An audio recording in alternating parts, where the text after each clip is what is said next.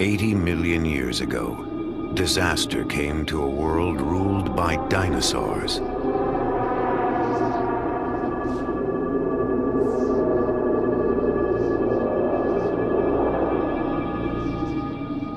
It came in waves of sand and wind that buried every creature alive.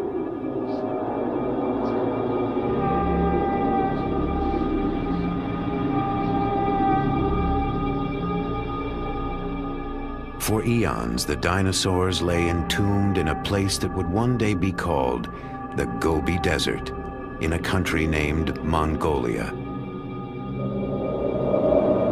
Among the dead was one of the strangest dinosaurs that ever lived. It was called Oviraptor.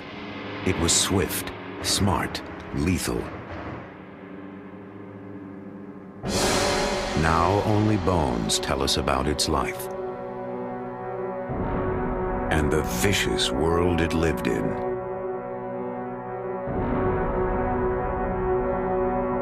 The bones have given us a glimpse of those ancient times.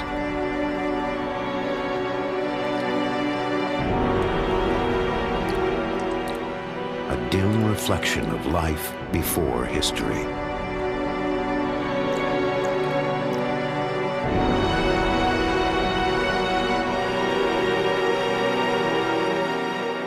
But there is more to the story. Still hidden in the vast emptiness of the Gobi. Now, an ambitious expedition is traveling to that distant desert to uncover the secrets of the Oviraptor's world.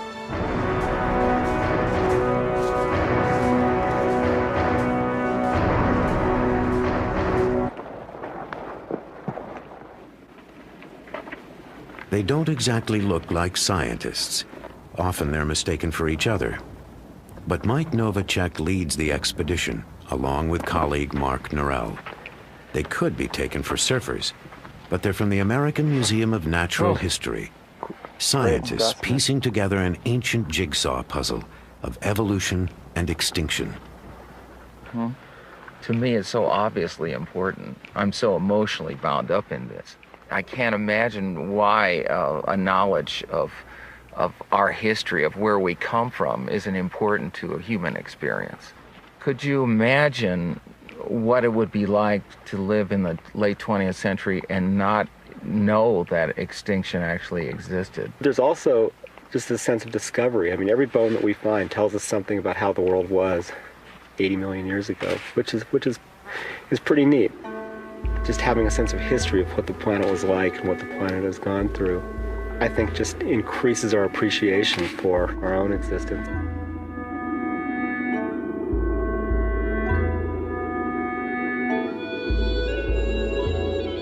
Mike and Mark are about to journey to the sun-scorched badlands of the Gobi. It's a desolate area, 500,000 dusty square miles of sand, scrub, and red rock cliffs.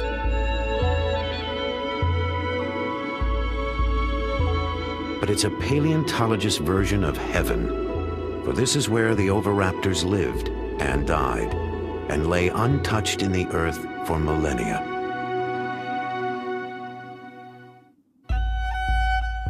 Then in 1922, one of the most famous scientific expeditions in history wound its way toward Mongolia's dinosaur graveyard. Its leader was a charismatic and controversial explorer named Roy Chapman Andrews. Like Mark and Mike, he came from the American Museum of Natural History. But Andrews was an incurable publicity hound and a scientific cowboy. Where his paleontologist used a camel hair brush, Andrews hacked away with a pickaxe. But he found one of the richest dinosaur boneyards in the world. He returned with a spectacular collection of fossils and a library of stunning film images.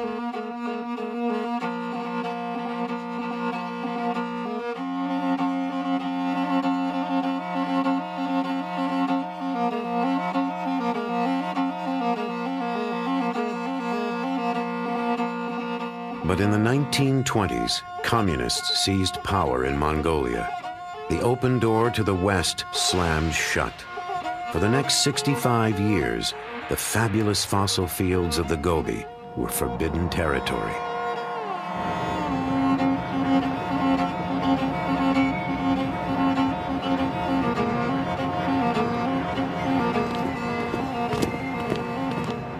Now everything's changed. Only token symbols of Russia's domination remain.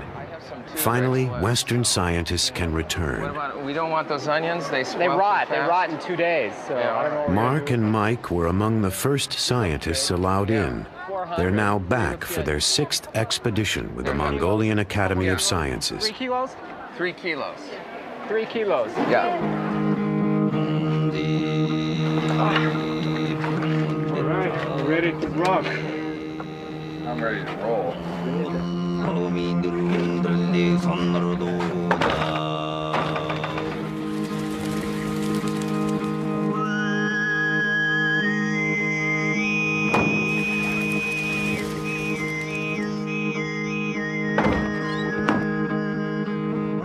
They have just enough supplies for a short month and a long way to go, retracing Andrew's footsteps on their way to one of the richest concentrations of fossils in the world, a place called Ukatolgad. Over a vast span of time, Ukatolgad was ruled by dinosaurs. Dinosaur history can be thought of as a great empire that lasted a few 100 million years. That's a significant slice of the history of life. Imagine that time from the moment the dinosaurs appeared till now is a single day. At midnight, dinosaurs first walked the earth.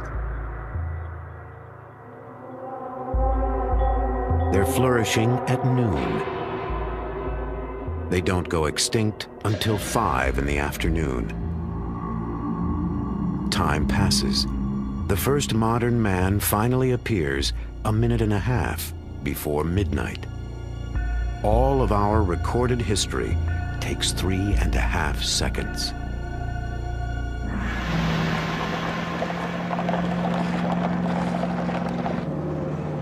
In the Gobi, time seems to have stood still.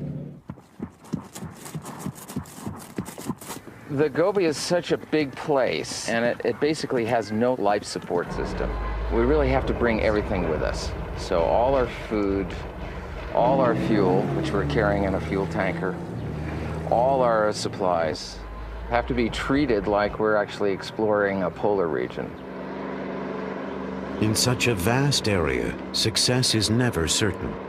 Even getting there can be a nightmare. Roy Chapman Andrews thought he'd solved the problem in the 20s with a new piece of technology. When it was announced that we were to attempt a scientific exploration of the Gobi Desert with a fleet of motor cars, men said that we were little less than fools. Only camels had been used in that country. We had 40 men, 8 motor cars, and 150 camels to carry supplies. It was the biggest land scientific expedition ever to leave the United States.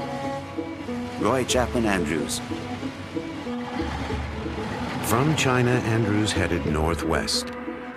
He left Peking, then crossed over the border, and drove deep into the parched heart of outer Mongolia. Mongolia, a land of painted deserts dancing in mirage. Mongolia, a land of mystery, of paradox and promise. A thirsty land, a land of desolation. Gazelles, wild asses, and wolves ranged the marching sands. Few explorers had been there, and they brought back tales of thirst, cold, and hunger. But Andrews found one more thing: mud. Our average speed was only 4 miles an hour. Rocks, ravines, washouts, and ditches followed one another in rapid succession.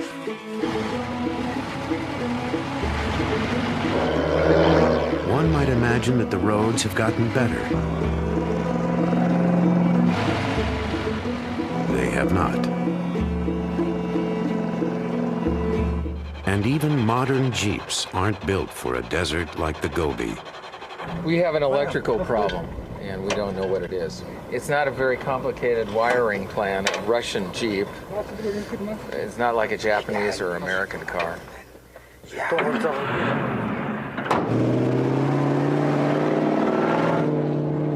They're up and running, but next, it's a truck's turn.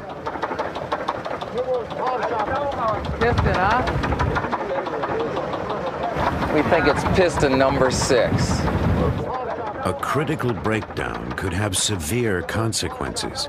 End of the expedition, if not the end of our lives. Maybe we'll make it. Oh, God. With the nearest gas station some 500 miles away and time already getting tight, things will have to go smoothly from now on.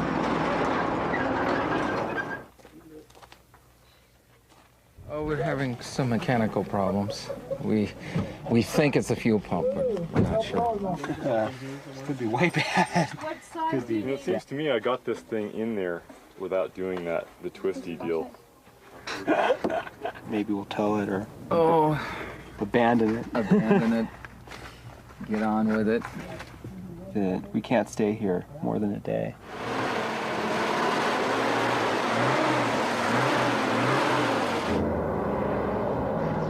After more than 12 breakdowns, the vehicles all decide to run at the same time. As they enter the dusty dinosaur fields of the Gobi, they're traveling a long way, backwards in time.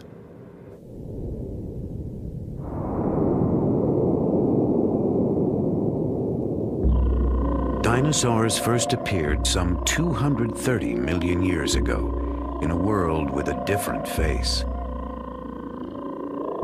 The creatures were thriving 100 million years later as South America and Africa split apart.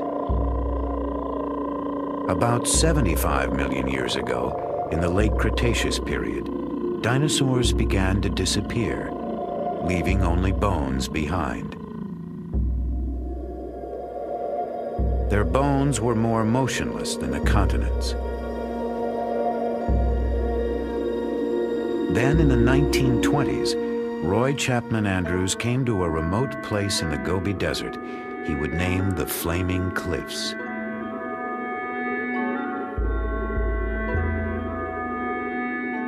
It was a likely-looking place. There appeared to be medieval castles with spires and turrets, brick red in the evening light, colossal gateways, walls and ramparts. A labyrinth of ravines and gorges studded with fossil bones make a paradise for the paleontologist. Without a doubt, there were hundreds of bones lying just beneath the surface. But where? If only my eyes could pierce that baffling surface and get a glimpse of what lay concealed. Within minutes, they were finding fossils. Andrews and his team had stumbled onto the mother lode of dinosaur bones. They discovered the remains of some 200 different animals, many of them completely new species. The fossils revealed a world that Andrews found alien and terrifying. Dinosaurs were the sort of creatures you might think of as inhabiting another planet, or the kind you dream of in a bad nightmare.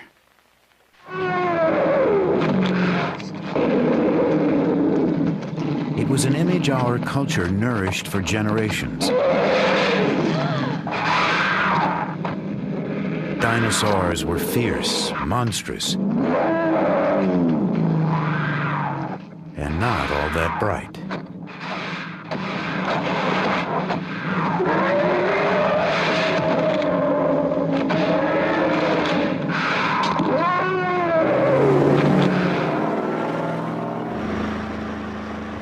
Many of the new ideas about dinosaurs are coming from the amazing boneyard called Ukatolgad. The team discovered the site 3 years ago, Now, to get to the dinosaurs, all they have to do is find it again. The maps in general are pretty lousy for the Gobi Desert. The towns on those maps are myths in many cases. We don't even pay any attention to any of the roads marked on those maps. They're completely wrong.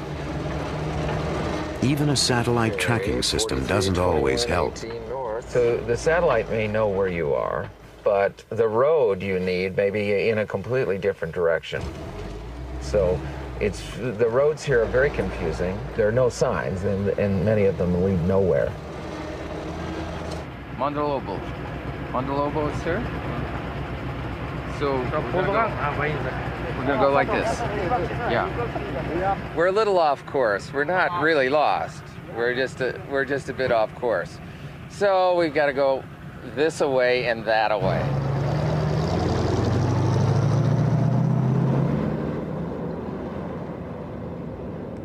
At times, you have to go in circles to move forward. Roy Chapman Andrews, too, spent more than a few days wandering the Gobi. But in the end, he blundered into a discovery that stunned the world. A member of his expedition literally stumbled across a critical link in the great chain of being. On July 13th, George Olson reported that he had found some fossil eggs. We did not take his story very seriously. Nevertheless, we were all curious enough to go with him to inspect his find. There could be no mistake. Our paleontologist finally said, "Gentlemen, there is no doubt about it. You are looking at the first dinosaur egg ever found."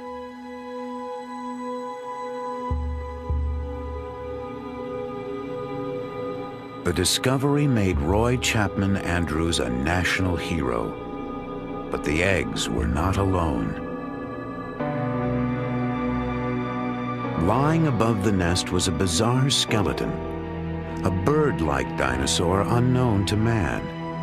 It had apparently been caught in the act of murder, stealing the eggs. So it was forever cursed with the name Oviraptor, Latin for egg thief. It would be years before we discovered the strange truth about the animal called Oviraptor.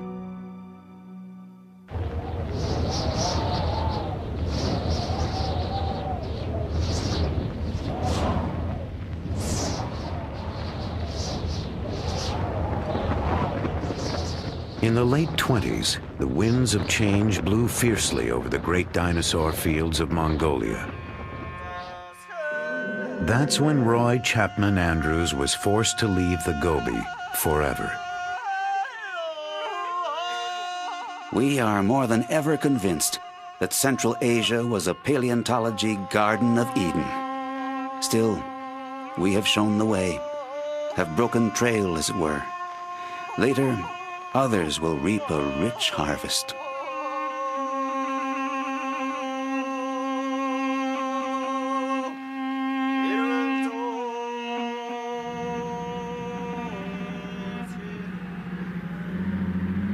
Decades later, Mark and Mike are hoping to find the treasures that Andrews left untouched in the sand.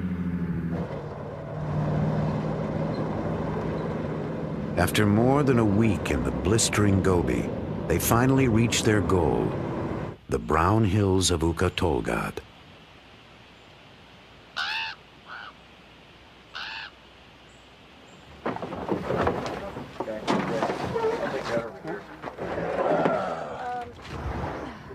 With all the delays, they've only got 2 weeks to work. This is the place where they've pinned all their hopes. With luck, a year of shifting sands has exposed more bones. But even here, there are no guarantees. It is possible to fail in the Gobi. It's a huge area, a huge tract of land. There are lots of rocks, but they don't all contain fossils. You can drive to what looks like the most tantalizing set of badlands you can possibly imagine and not find one scrap of bone. It's a treasure hunt in a way, and it is sort of like finding a needle in a haystack.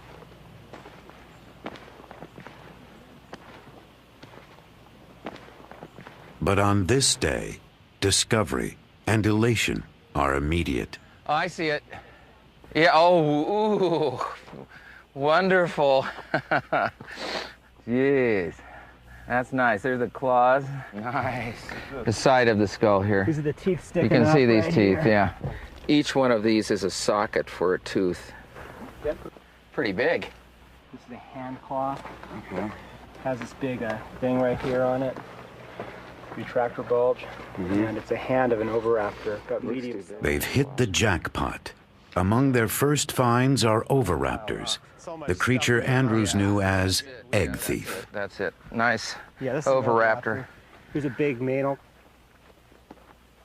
Considering that Oviraptor is one of the rarest dinosaurs in the world, and there've only been a handful of specimens found before we discovered this place, where we found 25. I mean, today we found at least 5 just in the first 20 minutes. This is really not what paleontology is like. Most of the time, you don't go find 12 skeletons in a half an hour. There's another one right there, too. Yeah. Each one of these little mounds of little white flecks sticking out there, that's the eroded rubble of The sands of Ukatolgad, moving toward a tragic destiny. I think this was an oasis 80 million years ago.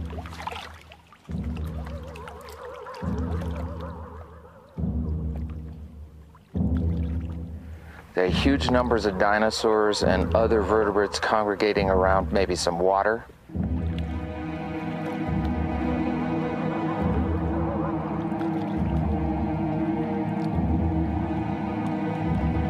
And on occasions, not just one event, but on several occasions, these animals were buried in these sands. We'd have to imagine an enormous sandstorm or an enormous force bearing down on these creatures for such a disaster. Some of the dinosaurs almost look like they're trying to swim to the surface, much like a skier in an avalanche, caught in some cases in their struggle to get out of this sand avalanche or great wall of sand that engulfed them. Perhaps they suffocated in the sand. Hey, I just swept there. Now you've made it all dirty again. Take pride in my work. So next year we'll bring some dust busters. The prehistoric sandstorm buried dinosaurs at every stage of life. And on their first expedition here, Mark and Mike made an unprecedented discovery: a nest with eggs.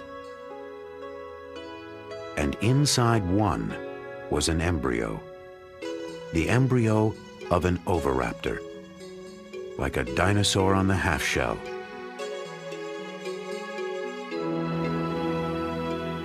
Here was the vicious carnivore, the egg thief, just a tiny baby about to hatch.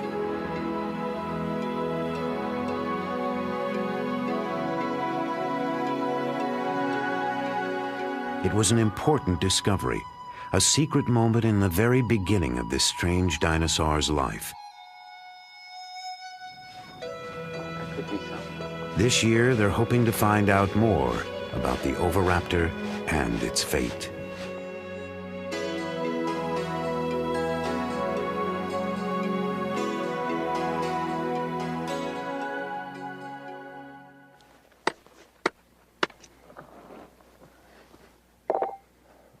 There's growing excitement on the far side of the ridge. They think they found a completely new kind of dinosaur, a relative of the oviraptor, and it may shed light on what ultimately happened to the dinosaurs. We have no idea what this is. It's a really big animal. It might be something new. This specimen has a lot of important implications that go beyond just being a really beautiful object, so it's exactly what we wanted to find. We hope. The skeleton is what's important. Mark and Mike believe that these bones may help prove an exciting theory, that some dinosaurs actually evolved they evolved into creatures that are still alive today. The bones tell the story.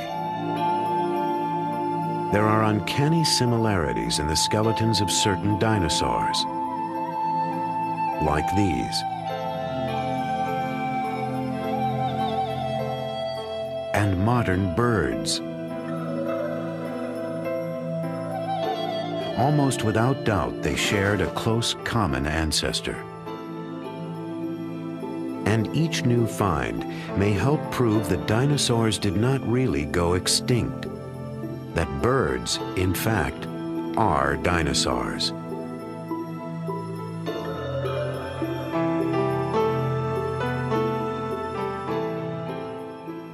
Dinosaurs need to be thought of as incredibly successful animals that exist with us today. We just call them birds. Our skies are filled with dinosaurs.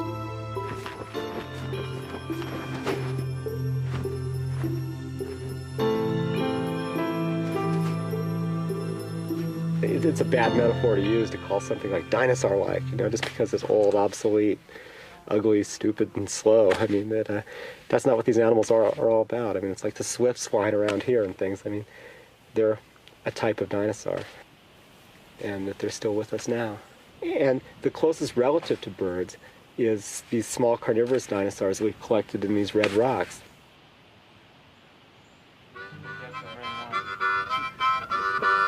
At day's end, hopes are high that this new find will help connect the dots between dinosaurs and birds.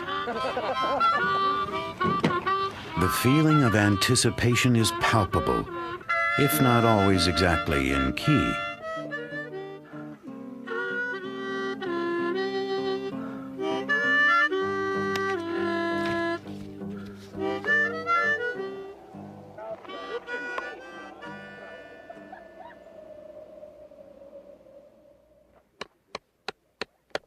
First thing in the morning, they're back at the site. So we hope we got something we can identify eventually. So Mike, work on that. Kill that beetle while you're at it. Here we go, Art. As they pry the rock open, they sense trouble. Yeah. Hello. Look at that. Yeah. I don't know what that is. We're a bunch of scutes, maybe. I'm afraid to say. Could it be a theropod with arms? No. Well, there could be, but there's... It's not known to science. I think what we're looking at is that there's a dead theropod right there that's gone, and we're excavating an ankylosaur. And the ankylosaurs are among the most common dinosaurs around. It's not a new dinosaur at all. It's not even related to birds. I'll show you. Clean. I'm sure this is an ankylosaur. I mean, I'm like 100% So do you want to just go away? Okay. What they want to do now is give up. All that work.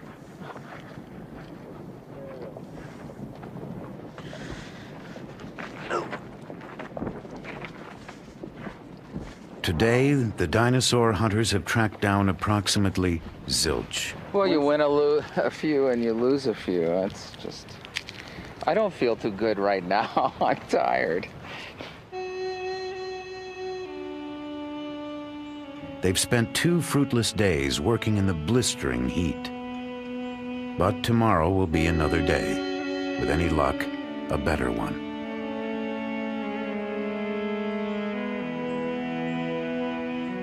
Instead, nature decides to add insult to injury.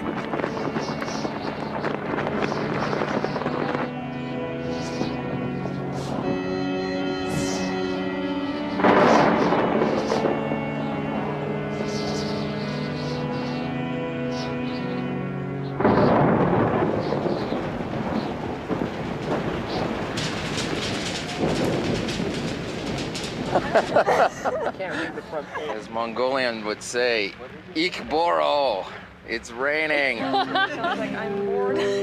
Yeah, it sounds like I'm bored, yeah.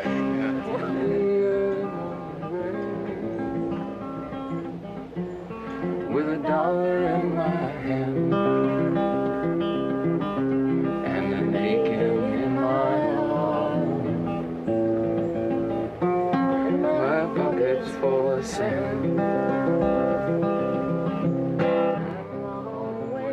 The sun burns off the disappointment. It's a new day and a new dig. This find is not a new species. It's not related to birds, and it's not an oviraptor. But it probably was the oviraptor's prey. It's an animal called Protoceratops. They called these guys the cows of the Cretaceous. They were sort of everywhere. They roamed around, they think maybe in herds. And it's full of spikes. We actually call it spiky now. Yeah. we've sort of bonded with this one. These are the eyes and the snout. So we're looking at the skull from the top. These are cheek spikes and the frill covering the neck here. This will kind of...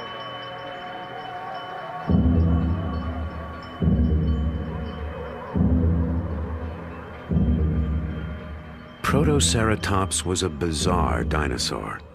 A hog-sized animal with a beak like a parrot's. A strict vegetarian that grazed the ancient Gobi.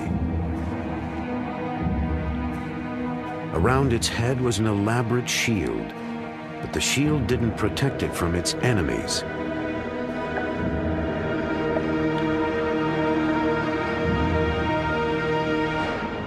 Enemies like the oviraptor.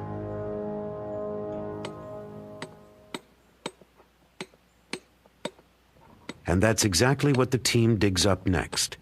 Oviraptors, a pair of them, lying so close together they seem to describe an ancient romance. Yeah, we're kind of fond of them. Yeah. We're trying to figure out what names to give them. Sure. Well, you know.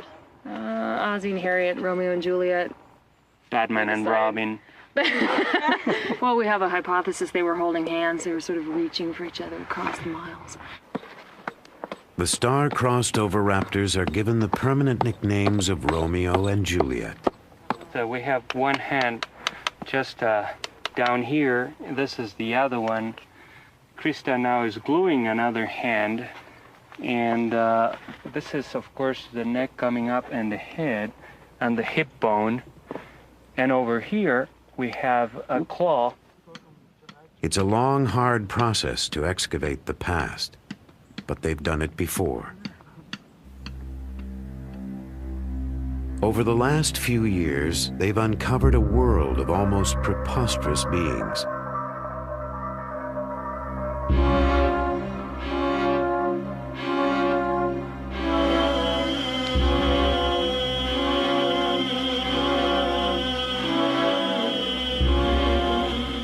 Some are related to birds. Others are even related to us. Our tiny ancestors, mammals that lived alongside the oviraptors. Most of these mammals were small, like early mice and shrews. But these insignificant creatures gradually evolved into all the mammals of our world. The cats, the aardvarks, the whales, and even human beings.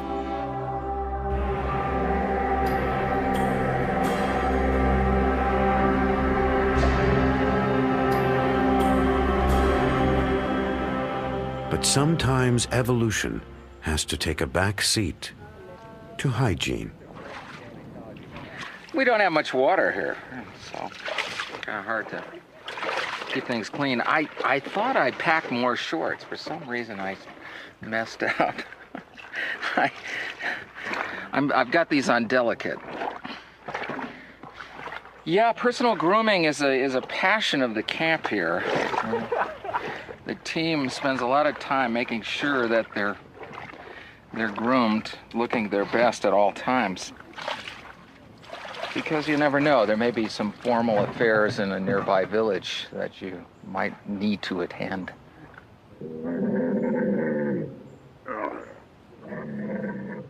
There are only a few days left. It's time for the second act of Romeo and Juliet. The oviraptors await a sheltering shroud of rags and plaster. They're now in the skillful hands of preparator Amy Davidson. I love skeletons. I actually never was that into dinosaurs as a kid, but I've always loved bones. And I have a background as a sculptor, and I've always admired the skeletons that we all have inside us as some of the most beautiful sculpture on Earth. And these fossil skeletons look almost as well preserved as yesterday's camel skeleton, but they're a dinosaur, you know. These fossils are forever.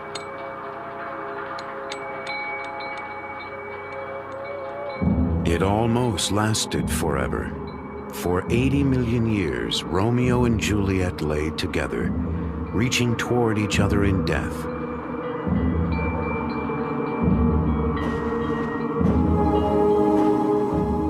What were they like in life? Did they hunt together, share food with each other, fight with each other?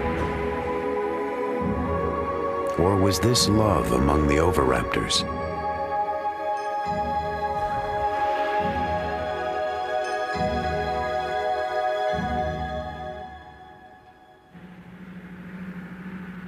Scientists may never know for certain if the bird-like oviraptors fell in love. But now there's a new find that digs even deeper into the private lives of the dinosaurs. A place paleontologists usually enter only in their best dreams. Oh yeah, it's farther down. They've discovered another oviraptor. And then, in the dirt below the skeleton, eggs. An entire nest.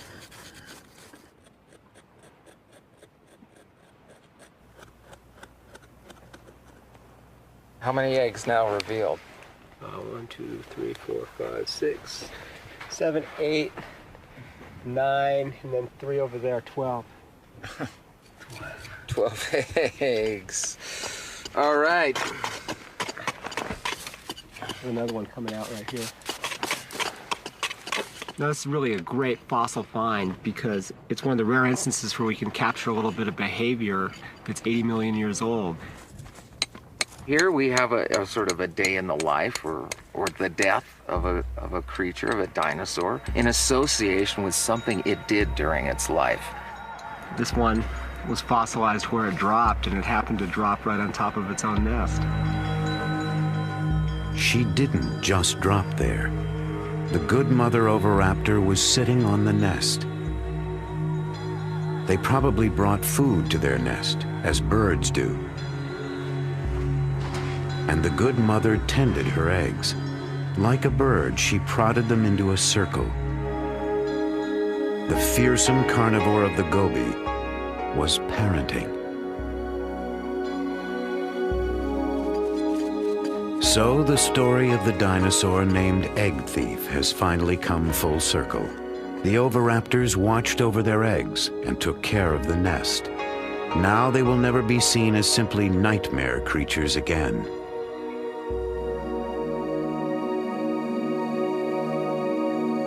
The dig has been everything the team could hope for. But to see what they've really got, they have to get all the fossils safely out of the ground, and then take them on a trip exactly halfway round the world. Sheathed in plaster, Romeo and Juliet are now heavy, but dangerously delicate, like Rice Krispies wrapped in concrete. No, you went that way. Okay, go that way. Sorry, I thought you meant push backwards. Perfect. It's beautiful, Amy. More. Okay. Nothing came out. Yeah. All right, Amy. Yeah. So far, so good. Now they have to convince the good mother oviraptor to come down from her hillside perch.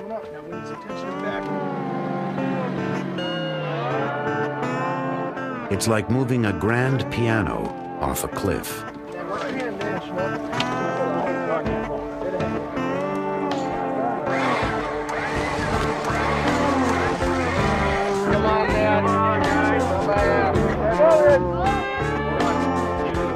Romeo and Juliet prove just as stubborn.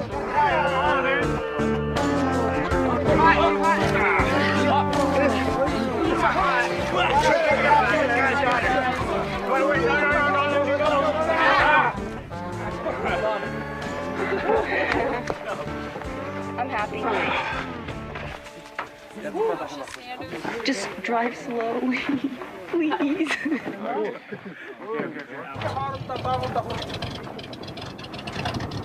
It's not there yet. Could get lost in the mail.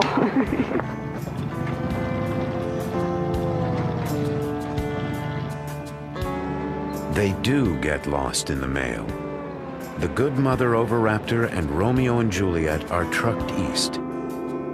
And then they disappear, lost somewhere in China.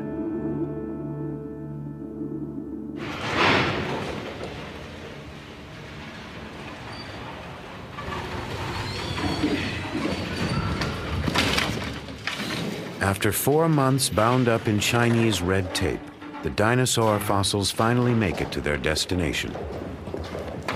The American Museum of Natural History in New York.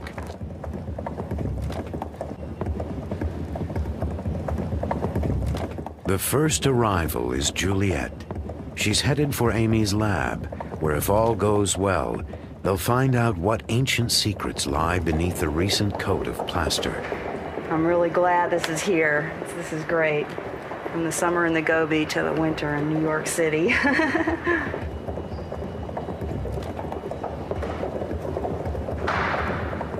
Juliet is now a seasoned world traveler.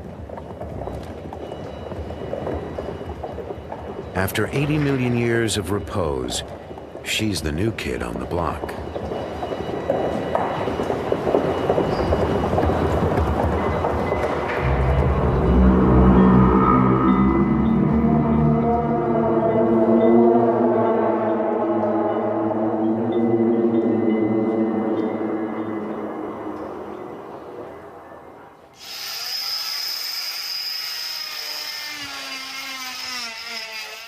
There's a lot of questions at this point. There could be anything in here. I have a feeling that this one's gonna be a nice skeleton. Oh, this is my guess. A nice skeleton, hopefully with a skull all laid out. It's pretty fun. And it's all mine.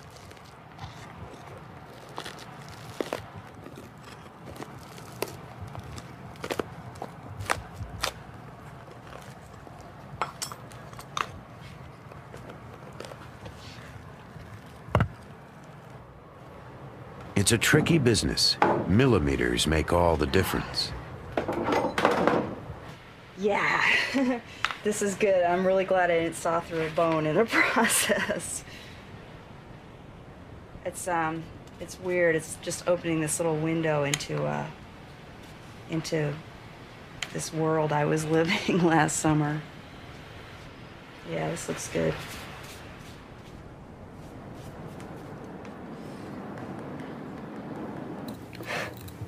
After all this work, they still don't know if Juliet is an important specimen, whether her skeleton is perfect or a total ruin.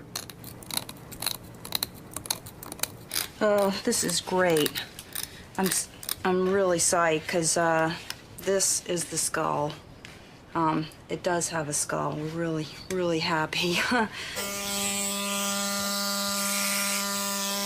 I like it, you know, working late at night. It's really hard to go home because I just look at it and say, I can't believe this. It's traveled 80 million years and halfway around the world, and it's sitting here, and you know, it's a dinosaur. Working late tonight? And it's so beautiful. It's the more I work on it, the more you see this natural sculpture. My work just sort of disappears and this beautiful thing comes out of the rock.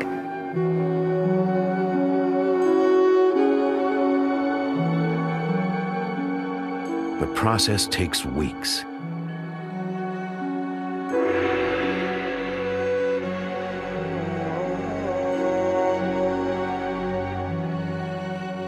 Finally, Juliet is revealed in all her splendor.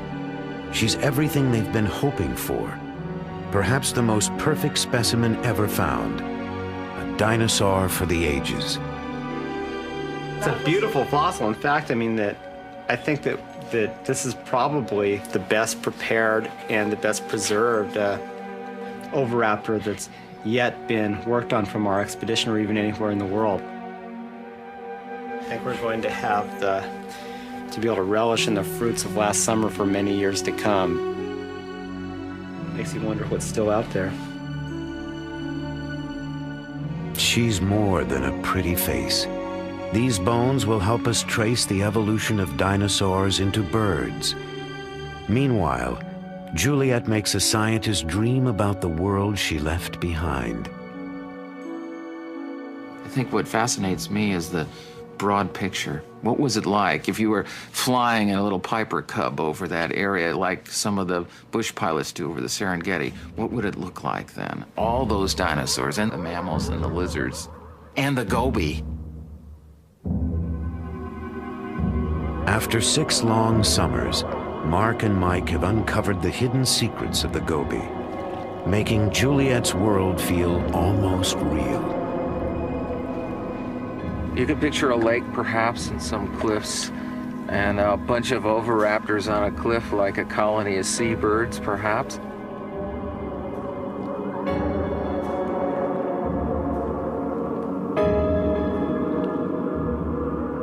And a bunch of these tank-like ankylosaurs lumbering around near the pond. And perhaps a herd of protoceratops wandering through, and every once in a while a vicious velociraptor coming over the hill to nab something.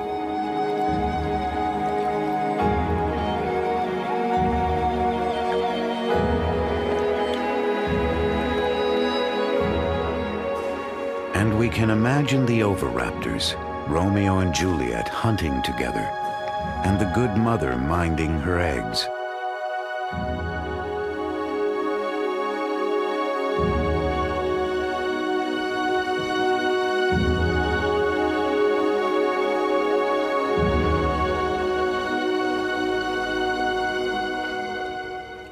Unnoticed in its low station is our own ancestor, a tiny, tense creature lost among the powerful beings of the ancient goby.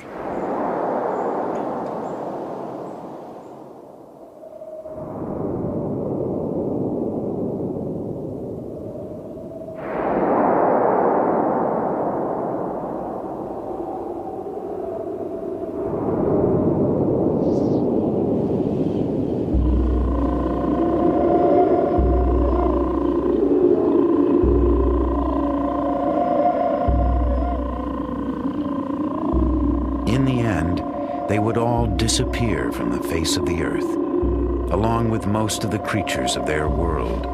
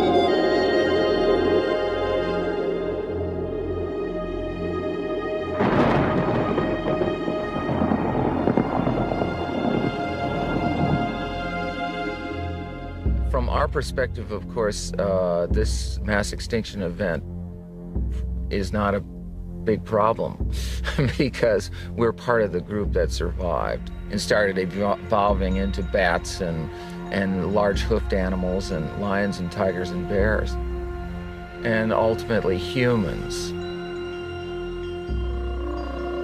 Ultimately humans, like the oviraptors and most of the dinosaur kingdom, may not be able to count on permanent residence on Earth. Every species that's ever lived has become extinct or will become extinct. And whether extinction is due to the total decimation of a population or whether it's due to the evolution of that species into another species, nevertheless, everybody becomes extinct eventually. So in that view, we've had it. Some species lived and then died out, a story like any other story. Others evolved, changed, and lived on. So perhaps a message about our own future is encoded in these silent remnants of the past. The only real knowledge we have of our distant biological past is from the fossil record. And it gives us a sense of who we are and where we sit in the world and what that world might become. Time is the hardest rock to pierce, and the story of life, with its infinite changes, is the greatest mystery we have. But the expedition has been blessed with luck. They've gazed into the past and brought the violent and tender world of the oviraptor that much closer to our own.